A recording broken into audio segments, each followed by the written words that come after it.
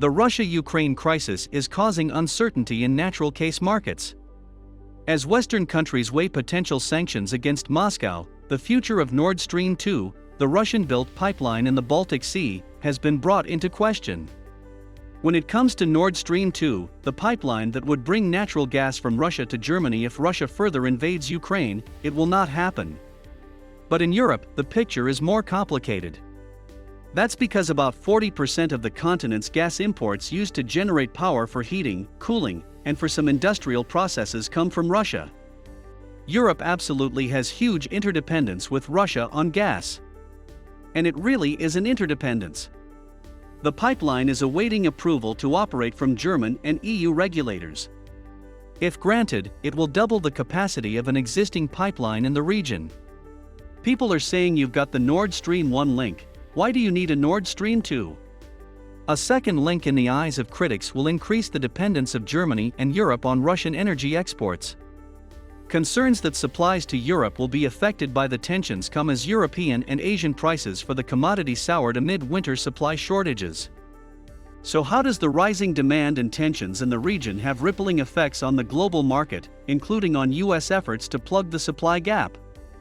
Officials in the Biden, Trump, and Obama administrations have opposed Nord Stream 2 over fears that it would enhance Moscow's political sway in Europe.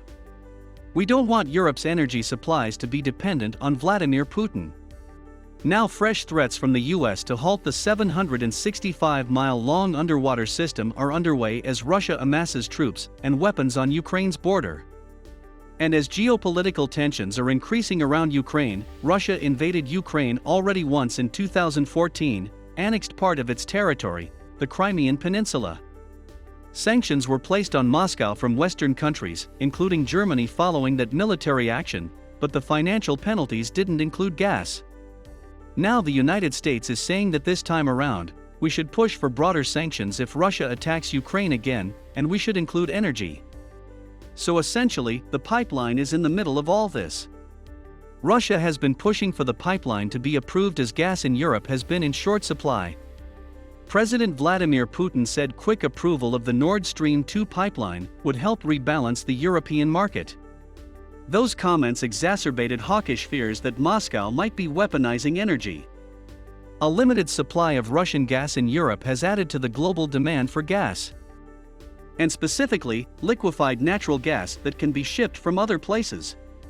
So the liquefying natural gas facilities in the US just going at full tilt to try and meet as much of that demand as they could.